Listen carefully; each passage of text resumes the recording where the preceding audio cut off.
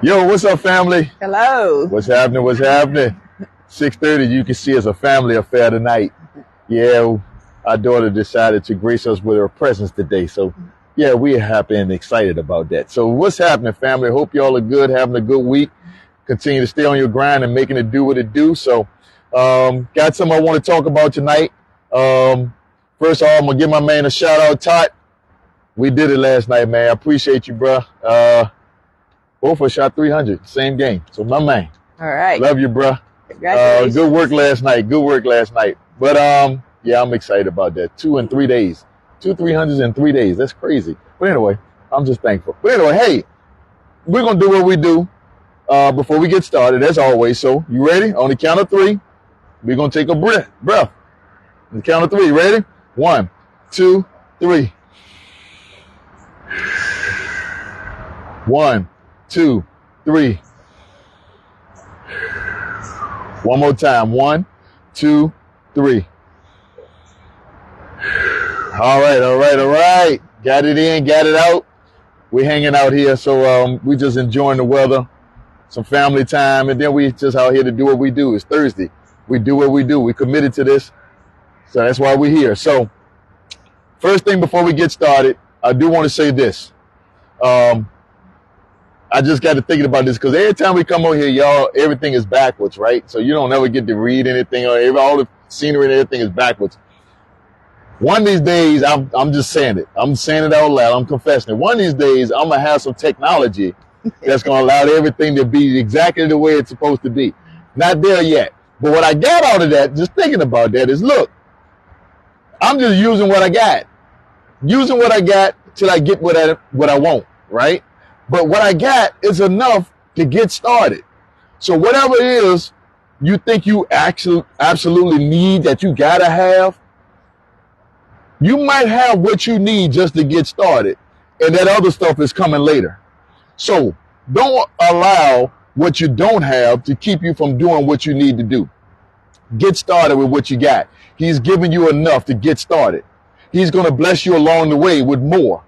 And he's going to bless you along the way. But you got to be faithful over a few. He'll make you rule over many. So just make sure that you get started with whatever it is you're supposed to be doing. Get started with what you got. No excuses. Make it happen. So now let's go. All right. Here's where we're at today. Because I am intentional. I'm doing this on purpose. I'm going to be a little spiritual today. But something that's been on my mind pretty much all week, and we've talked about it. And I just really want, like I said, I'm going to be a little spiritual here tonight, just a little bit more than normal. Because we always use scripture. And I'm going to use scripture tonight to support what I'm talking about, as always. But there's a scripture in the Bible that talks about upon this rock, I will build my church, okay? I want Deb to read that here in a short. I'm going to talk about that. But I want to talk about that a little bit, dive into it a little bit, and hopefully when it's all said and done, you'll have what you've gotten something out of this, okay? So, which is always the purpose every week. But our daughter Lauren hanging out with us. Lolo! But anyway, babe, go ahead and read that for me. Matthew. Let's start with Matthew. All right. Matthew 16, verse 13. When Jesus came to the region of Caesarea Philippi, he asked his disciples, "Who do people say that the Son of Man is?" "Well," they replied, "some say John the Baptist, some say Elijah, and others say Jeremiah or one of the other prophets." Then he asked them, "But who do you say I am?" Simon Peter answered, "You are the Messiah, the Son of the living God." Jesus replied, "You are blessed, Simon, son of John, because my Father in heaven has revealed this to you. You did not learn this from any human being. Now I say to you that you are Peter, which means rock, and upon this rock I will build my church, and all the powers of hell will not conquer it." Stop right there. So I want you to get something out of this right here. I want you to get something out of this. Here's where I want to go with this. So he said, "You are Peter, and upon this rock I build my church." I want to explain that a little bit, and you just jump in there wherever because you're the doctor, you know. I always try to put on the spot. But anyway, I want you to understand this right here. When he was talking to Peter, he told Peter, really, really, because of what you believe, what you professed out of your mouth in regards to who Christ is, that's the foundation, right? I tell y'all every week that we have to have Christ as part of the equation, because he is what? The constant. We are the variable. So what I'm getting at with this scripture right here is he's telling Peter, look, who you said I am to you, that's what you want to build on. Okay? That's the foundation. He didn't say Peter was the foundation. And I'm going to tell you why he said Peter's not the foundation. Because when you go down a little bit further, matter of fact, I want you to go ahead and read that. I need you to understand why Peter was not the foundation.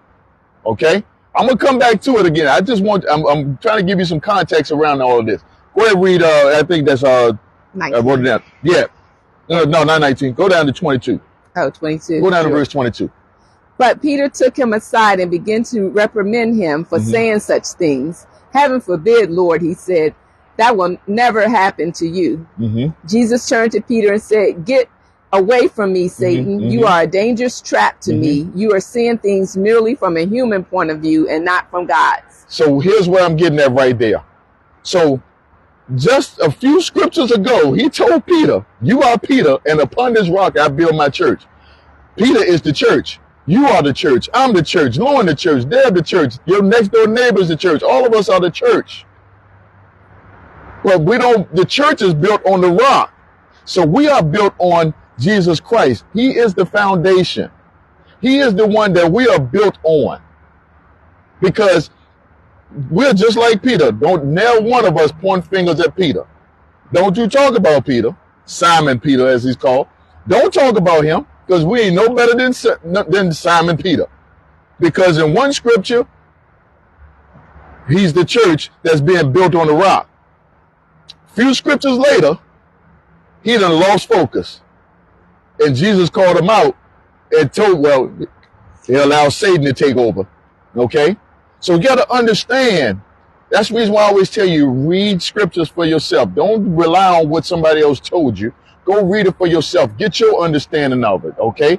Get clarity from the scriptures from you reading it yourself, okay? Now, people like me might come along and try to explain it and help you understand a little bit better, which I'm hoping I'm doing a good job of. Lord willing, is all for his glory. But I just want to say this. Please understand, don't point fingers at Peter because he lost focus. Jesus called him out, got him back on the right path. But please understand, Jesus understands that we're not going to dot every I and cross every T. But please understand that your foundation is Christ. You are built on him. He builds you up. He created you. So the things that you're supposed to be doing, the goals that you're supposed to be achieving, all of those things is based upon you having a relationship with him and you allow him to be your foundation.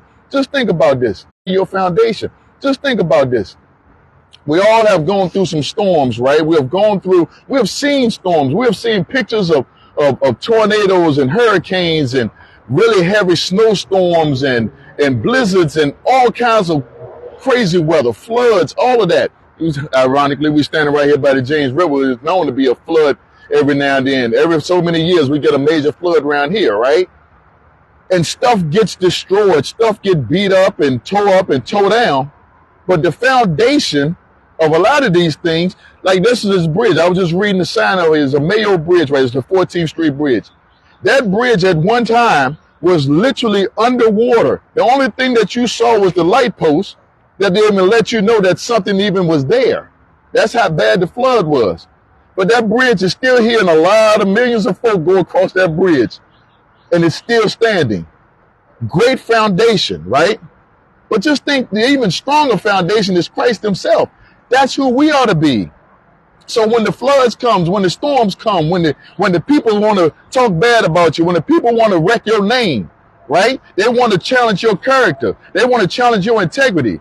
They want to chip away at you and try to knock you down and take you off your post. And they just want to just do all kinds of bad things to you. That's why you got to have Christ as your foundation, because as him as your foundation, you're going to be able to stand through that.